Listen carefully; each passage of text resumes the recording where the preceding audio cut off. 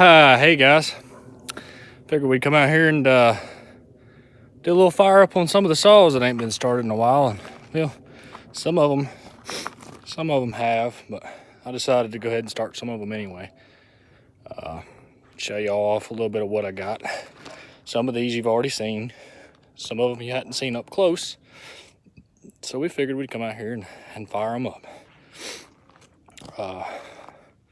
Boy, there ain't nothing like that. That's like music to my ears, guys.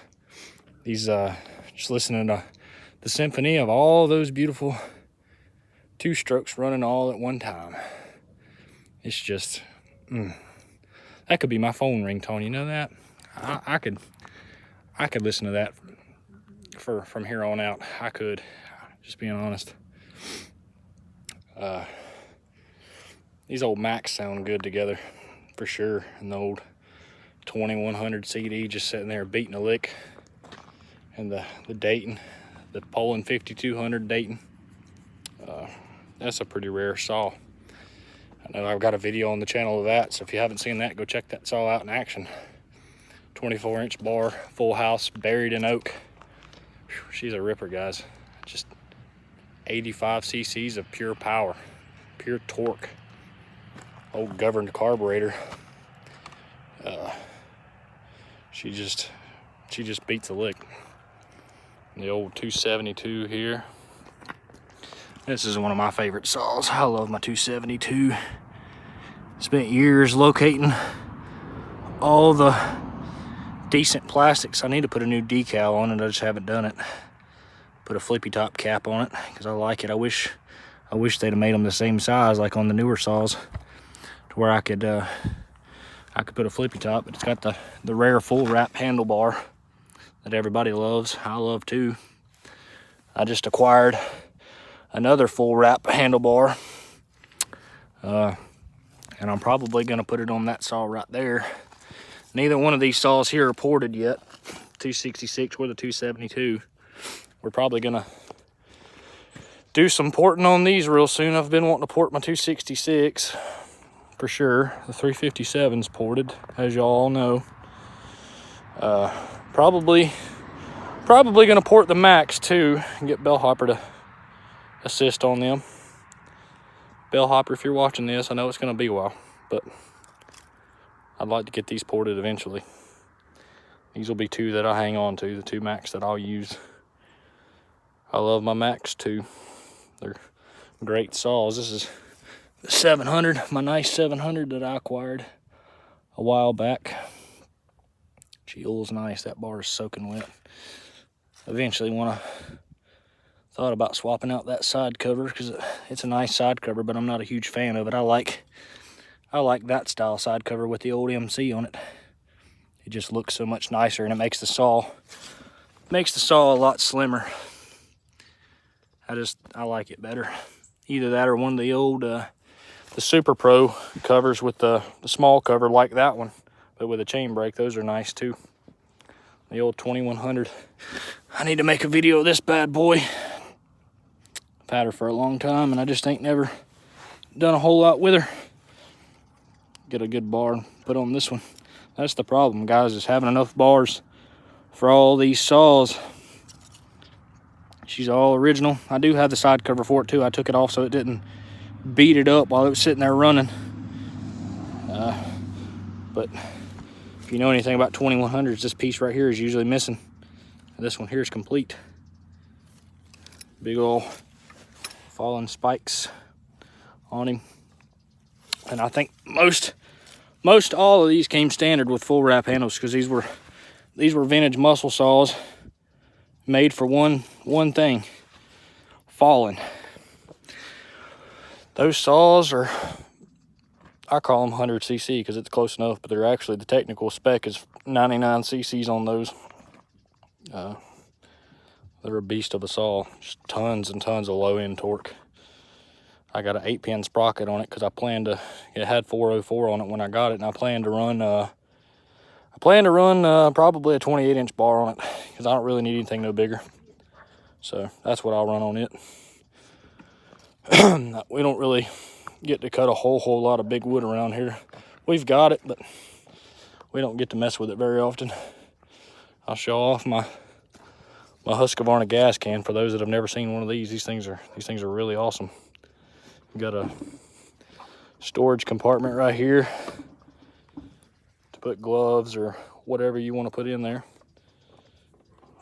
It's made of rubber. These cans are really durable. You can also put a strap here, so if you're out in the woods falling or whatever, you want to hook it to you and carry it, and you can put your files and such in there, your normal files and your flat file can go right there. Oil on this side, gas on this side. The only thing that I'd say that I don't really like about it is it's in liters, but I mean, it's easy to go on the internet and do the conversion on it. But these spouts here, they on a normal chainsaw like a Husky or a Steel, if you're filling them up, these things will stop just like a gas pump will when you're filling up, so you ain't got to worry about overfilling your saws and spilling it. So those are nice. And I'll show you off some of the others in here. Some of them you've probably seen, some of them you probably haven't. I don't take very many people in here, but I'll show you guys my messy building. I got the 385 XP everybody's seen, my ported 372, my other 372 that nobody's seen because I haven't showed it off yet. Sporting a 20-inch Forester bar, full house steel chain, full wrap. This is a non-X or an original non-X torque saw that I found years ago, and I've got the West Coast spikes and West Coast full wrap on it. I'm gonna put a set of West Coast on this one here too. This was actually a 365 that I converted over. Y'all have all seen that one. I've got a set of big dogs waiting for that one. There's this Husky 261. It's actually gonna be for sale. It's already on eBay. It's a good saw. I need to get it out, put a bar on it, and go wood test it. But it's in really good shape for its age. Everybody's seen the 281 with the high top. I've got a mint Husqvarna 254. This is actually an SE saw, so it's the older version. Guys, when I say mint, she's pretty much mint. She's dirty right now because I actually finally got to cut some wood with it. I took it and cut some oak with it and buried a 20-inch bar. And there ain't nothing done to this saw. It's bone nut stock. And it's a good saw. Everybody's seen the 77L. My little 242 XP everybody's seen. And here's something that not everybody has seen because I haven't showed it off yet. But we'll probably make a video on it someday. Cutting some wood because I need to get it out and run it something. It's a Red Max, guys. How many of you have seen a Red Max? This is a Red Max G561 AVS. Sporting a 20-inch full house. I believe that's Oregon chain. 325. This is a really cool old saw. Red Max. Shoot, we'll pull it out and fire it up, guys. This ain't all my saws, but oh yeah. Anybody know what that is? Well, you can't see it very good, but that's an old Suzuki LT 250R motor that I've got to find the frame and everything for. I'm probably going to build that when I get everything I need. But we're going to see if we can get you propped up here and see if she's got any gas in her. We'll fire up the old Red Max today. Let's see here. Just bear with me for a minute, guys. We're going to get you set up here, and I'm going to fire it up. See how much it takes to get it going. As soon as I get the cap broke loose. It's got gas in it. See if it'll fire up for us today. She ain't been started in a while, and it probably needs a starting. 1, 2, 3, 4.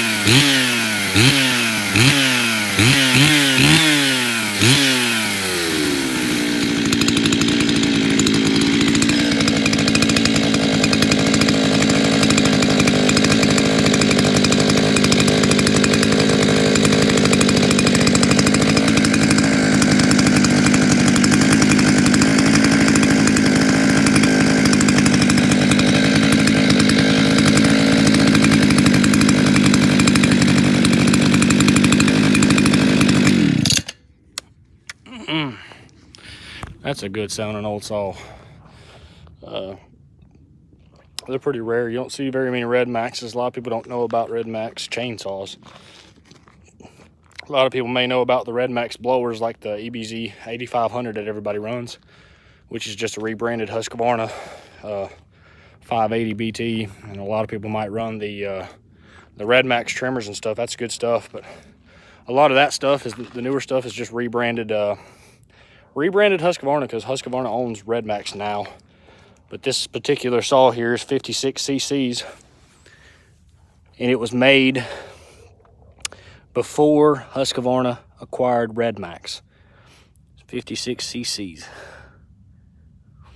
Sporting 325. So she's a good cutting saw for a stock saw. Everything. This saw is actually very low hour. I've probably put most of the hours on this saw since I've had it. This was actually one of the first chainsaws I ever acquired, guys. That's the original bar, I do believe, too. Yeah, it says Red Max on it. That's the original bar. I believe that's probably its second chain. And I put that chain on there. It needs a good sharpen right now. It's pretty dull. But I've had this saw for a long time. I acquired it from my grandpa. He's got a Husqvarna 268 and this saw, or had this saw, and I like this saw so much. I wanted it and I talked him out of it. And I love it. So the only oddball out of my collection right here, I don't have any other Red Max stuff, but this is a good saw. Right here, you got your air filter access, if I can get it broke loose. There it is.